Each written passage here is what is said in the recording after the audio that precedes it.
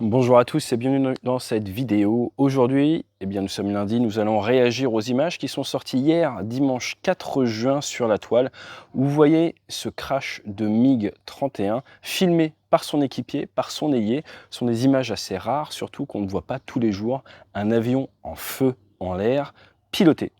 Ce que je vous propose dans cette vidéo, c'est dans un premier temps rapidement de revenir sur le fameux MiG-31 Foxhound qui est à l'heure actuelle déployé et utilisé contre les Ukrainiens. Ensuite, d'analyser, de débriefer, d'essayer de commenter les images, presque image par image, de la phase où l'aéronef est en vol en feu à la phase d'éjection, au moment où l'équipier devient OSC, On Scene Commander, le responsable de la coordination des moyens de secours. Et ensuite, My Two Cents, vous livrer un petit peu ma vision, mon analyse de ces images, ce que nous pouvons leur faire dire. Et vous allez voir, la philosophie employée n'est pas tout à fait celle que nous avons en Occident, ou en cas d'incendie réacteur sur un avion de chasse, eh bien on a tendance à sortir beaucoup plus vite. Allez, jingle.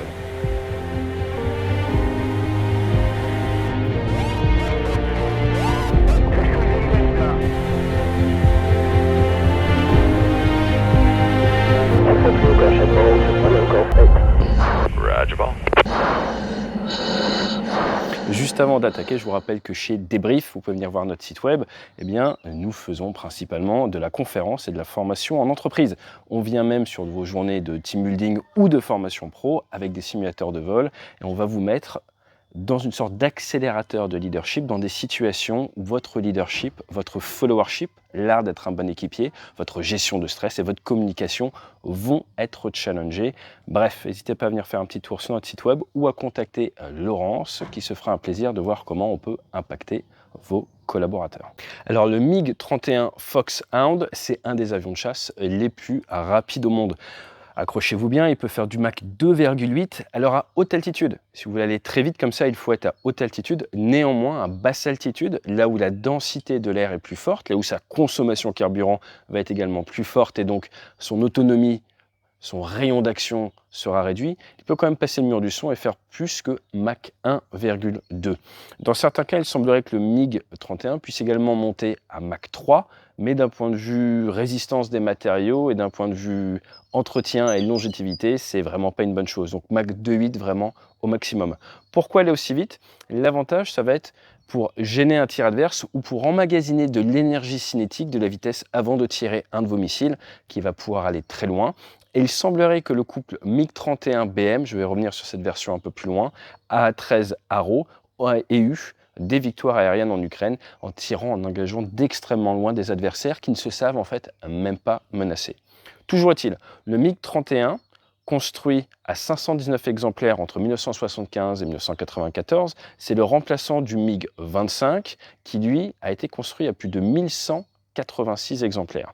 Si vous avez vu le film Firefox avec Clint Eastwood, en fait, l'idée c'était de s'inspirer du MiG-25 et donc le MiG-31, vous pouvez le voir comme une sorte de Firefox. C'était un avion vraiment qui au début faisait peur à l'Occident. Toujours est-il, l'objectif du MiG-31, c'est de pouvoir décoller, accélérer, tirer des missiles avec beaucoup d'allonge et après revenir se poser, refaire le plein, reprendre des missiles. Puisque la Russie, à l'époque l'URSS, est un grand territoire, il fallait des gros aéronefs avec beaucoup de pétrole pour couvrir de grandes distances. Si vous mettez des bidons sous les ailes comme on peut faire sur Rafale, vous impactez votre capacité à pouvoir vraiment voler dans le haut supersonique. Donc c'est pour ça que vous faites des très gros avions avec beaucoup d'essence, ce qui nous amène à des aéronefs très puissants avec des masses extrêmement élevées. 21 tonnes 8 à vide, c'est grosso modo la masse maximum d'un Rafale Marine au catapultage sur le porte-avions, là c'est à vide.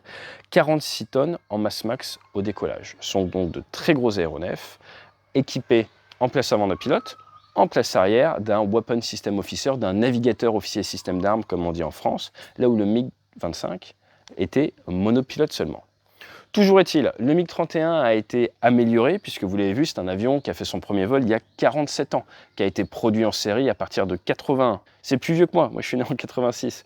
Il y a la version BM, qui est une version modernisée, qui permet de faire du tir et oubli, mais également du tir contre des systèmes sol-air, ce qu'on appelle la SEAD, Suppression of Enemy Air Defense. Plus d'une centaine d'aéronefs sur les 500 ont été rétrofités, apparemment 130, c'est difficile d'avoir le chiffre exact. Et vous avez même la version BSS, M, avec un radar, avec de la data link, avec une capacité de ravitaillement. Bref, pour faire simple, les MiG-31 actuellement utilisés, vous avez une philosophie OTAS, donc vous avez pas mal de commandes sans bouger les mains, hands-on throttle, hand-stick, la main sur la manette des gaz et le manche vous permet d'accéder à des boutons. Vous avez également une capacité de travail en réseau avec d'autres aéronefs et avec des défenses au sol. Et vous pouvez emporter beaucoup de missiles, par exemple 4 A9, 6 R-37, les fameux Arrow, et également, pour certaines versions modifiées, le MiG-31K, le fameux KH-47M2, le King's dont nous avons déjà parlé. Maintenant, est-ce que cet aéronef a eu beaucoup d'accidents? Eh bien, il y en a eu pas mal. Et d'ailleurs, le 4 avril 1984, il a tué un de ses pilotes d'essai et son navigateur, Alexander Fedostov, qui était héros de l'Union soviétique, 18 records du monde à son actif, vitesse, altitude, vitesse attentionnelle.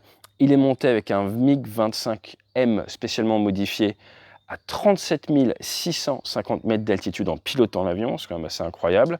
Et un jour, il est en vol, il a une alarme bas niveau de carburant, il essaye de se dépêcher pour se poser le plus rapidement possible. Or, c'était une fausse alarme. Son avion était encore plein de carburant et donc lourd. Il a manœuvré l'aéronef de manière trop violente et ils se sont écrasés, ils n'ont pas pu s'éjecter. Si on regarde plus récemment, en 2017, le 26 avril 2017, vous avez eu un avion qui a été perdu à l'entraînement, probablement abattu par un autre MiG-31 qui lui aurait tiré un R-33. Vous avez en 2022 une sortie de piste qui a amené à la perte d'un aéronef. En avril 2022, un MiG-31 à Leningrad qui aurait été perdu, le pilote et le navigateur se sont éjectés. Le 1er octobre 2020, une sortie de piste du côté de la Crimée où le pilote est décédé. Vous voyez les images, là c'est assez impressionnant, ils n'ont pas réussi à s'arrêter, ils sont arrivés trop vite, bref, ils sont sortis de piste et eh bien, il y a du relief et il y a de la munition qui a explosé.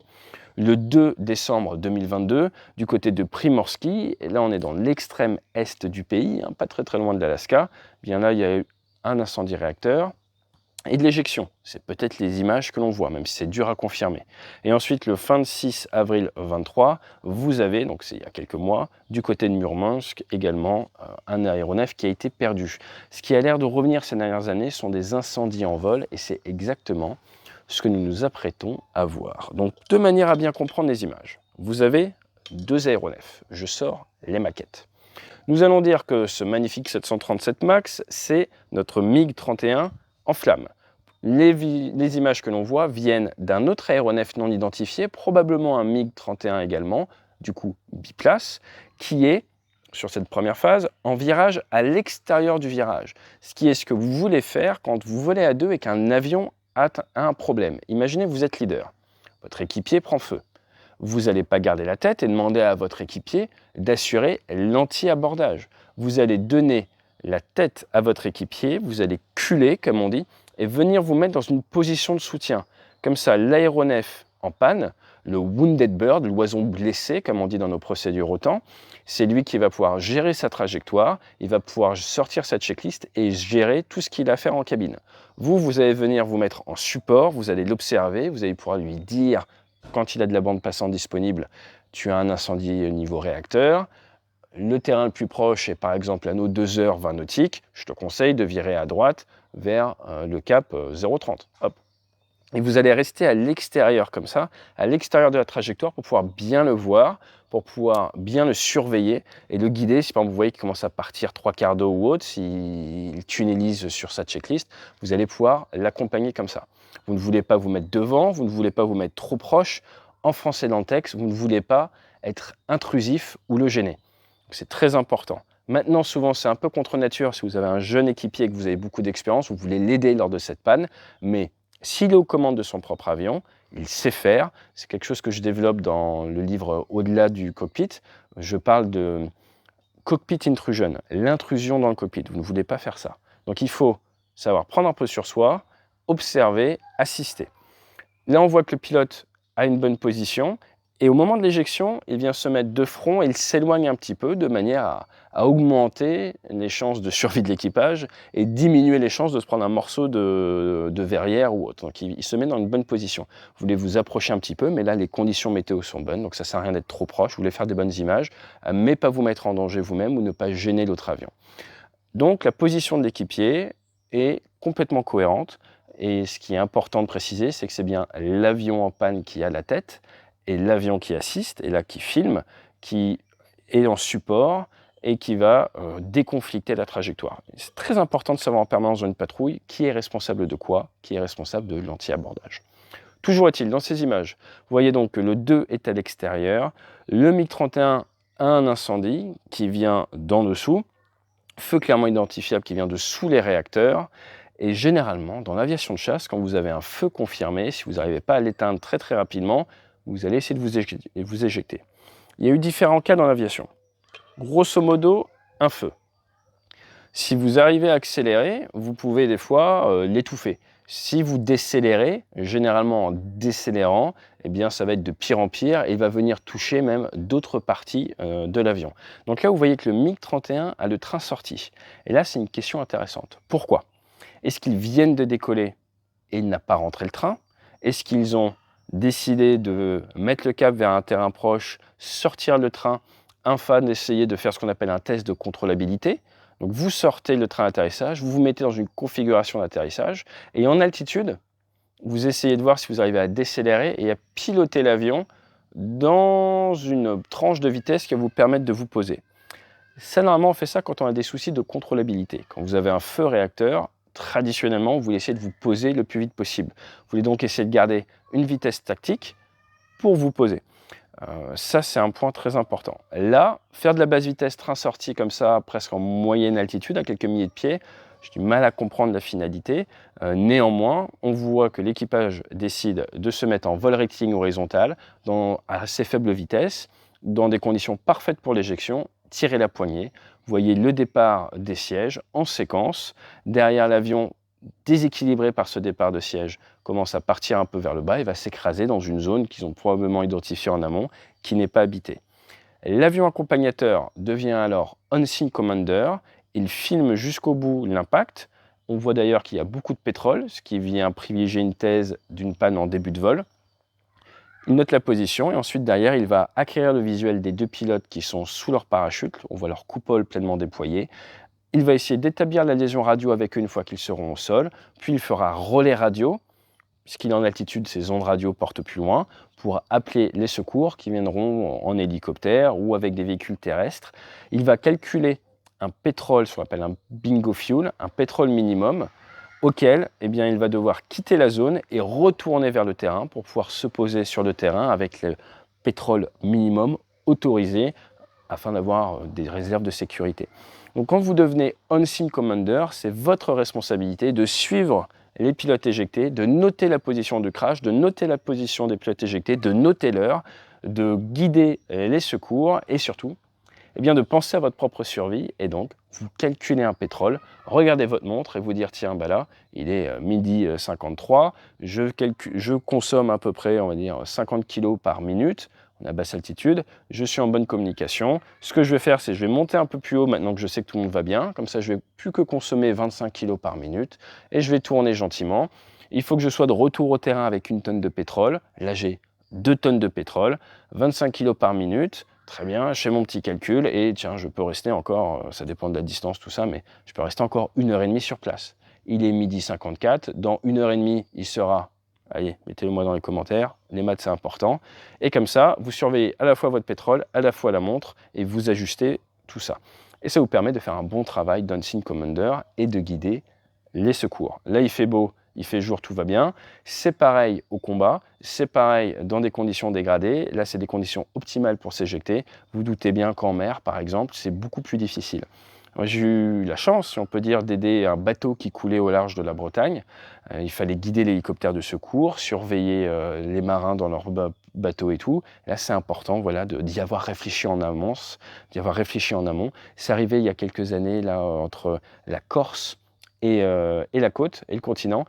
C'est un petit avion qui a fait On-Scene Commander. Donc, si vous faites de l'aviation légère, ça vaut le coup de réfléchir un petit peu à si un jour vous devez faire ça. Il y a du stress, parce que vous voyez un avion au sol et tout. Il est important eh bien, d'y avoir réfléchi en amont. Petite phrase importante, dans une situation de stress, en Amérique du Nord, on dit « You do not rise to your expectations ». Donc en situation de stress, vous n'allez pas monter vers un niveau de performance que vous avez rêvé. You're gonna fall down to your level of training. Vous allez retomber à votre niveau d'entraînement. D'où l'importance de la visualisation mentale en amont, de la préparation mentale et de la réflexion au sol, tranquillement, devant une vidéo YouTube ou assis sur un siège, au fameux what if dont on parle tant en formation ou dans le livre Au-delà du cockpit. Made two sense sur ces images. Dans un premier temps, eh bien, on ne peut pas dire, là, au vu des images que l'on a, à quel accident cela correspond. Un nouvel accident, peu probable vu le météo sol, ou alors l'accident de décembre dernier. Mais j'ai envie de dire, c'est pas très important. Ce qui est intéressant, c'est de voir les points suivants. Dans un premier temps, les pilotes russes ont la culture, là on voit clairement, de le filmer afin d'avoir du retour d'expérience et de pouvoir débriefer plus facilement l'accident. Donc ça montre une culture assez saine. Je pense que c'était un biplace et que c'est la place arrière qui filmait. J'ai vu certains commentaires sur internet qui font des remarques sur l'état de la verrière. C'est classique sur les avions de chasse, les verrières sont assez abîmées. En plus, ce sont des avions assez anciens, donc ça ne me choque pas. Ensuite, derrière, culture légèrement différente de la nôtre, c'est celle de rester aussi longtemps à bord. Sur les images, on voit clairement que c'est coupé. Je pense qu'ils sont restés plusieurs longues minutes à bord avec cet incendie. Ce n'est pas quelque chose que l'on va généralement faire en tant que pilote occidental. On privilégie vraiment le fait de sortir d'un avion qui a un feu réacteur plutôt que d'y rester parce qu'on a peur que ça explose, tout simplement. Il est intéressant de voir également que ça n'explose pas comme ça, sans raison. Mais il semblerait qu'il y ait des fuites de carburant en dessous. Ensuite, on voit que leur séquence d'éjection a l'air d'être en série, ce qui nous amène vers une autre réflexion. On aurait pu penser que dans un cas comme ça, on veut éjecter la place arrière et le pilote seul va essayer de ramener l'avion. Là, c'est probablement dû au fait qu'on ne peut pas changer en vol la séquence d'éjection. Un petit point intéressant, si on doit fabriquer des nouveaux avions dans le futur, c'est possible sur certains avions modernes, mais changer la séquence d'éjection en vol peut permettre de faire face à ce genre de problématique. Donc, grosse différence de culture avec cette envie d'essayer de ramener l'avion. On voit le train sorti, ils essayent de ramener l'avion. Ce qui nous amène vers une culture aéronautique différente où l'on voit que là, ils ont vraiment essayé de ramener l'avion. Et je pense que c'est ça qui me marque le plus, c'est avec cet incendie, avec cette confirmation de l'incendie et encore essayer, train sorti, à basse vitesse, assez haut, on est à forcément plusieurs minutes d'un atterrissage possible, essayer de faire quelque chose. Moi, c'est ce que je retiens de cette vidéo. Grosse différence de culture par rapport à la procédure incendie, mais également volonté de ramener du retour d'expérience avec le fait de filmer de la part de l'équipier. Et ensuite, bonne culture du on-scene commander avec un déroulé, une trajectoire qui a l'air parfaitement professionnelle et cohérente derrière. Donc on surveillera s'il y a plus d'informations qui sortent par rapport à cet accident. Si vous êtes pilote privé, si vous aimez l'aviation, et ça s'applique également au-delà du cockpit, je vous invite à réfléchir à ce fameux rôle de on-scene commander. Vous êtes sur la route, il y a un accident, vous êtes dans votre quotidien, vous faites votre footing. Personnellement, je vais toujours courir avec mon téléphone, ça permet de prévenir les secours si je vois un accident ou autre. Eh bien, comment est-ce que vous réagissez? Ça va vous renvoyer vers vos courses de secours et c'est toujours la même chose. Et ça doit commencer par se mettre soi-même en sécurité pour éviter le suraccident. Et il faut faire très attention dans ces phases-là. Votre camarade a un souci, ne le percutez pas ou ne faites pas n'importe quoi une fois qu'il est au sol à essayer de faire des images. Assurez-vous toujours de maintenir le contrôle de votre aéronef, d'avoir assez de pétrole, parce qu'on a déjà vu des on-scene commanders se retrouver avec des gros soucis de gestion carburant, tout simplement parce que leur charge mentale était très prise. Le chef est au sol, mon équipier est au sol, comment est-ce que je vais expliquer ça? X, Y, Z, et on en oublie les bases. Donc, en cas de stress, en cas d'accident, we fall back to our level of training, et ce training, ça se fait au sol, en amont, par de la réflexion préalable. Je vous dis à très bientôt en conférence, en workshop ou bien sur la chaîne. N'hésitez pas à vous abonner et fly safe.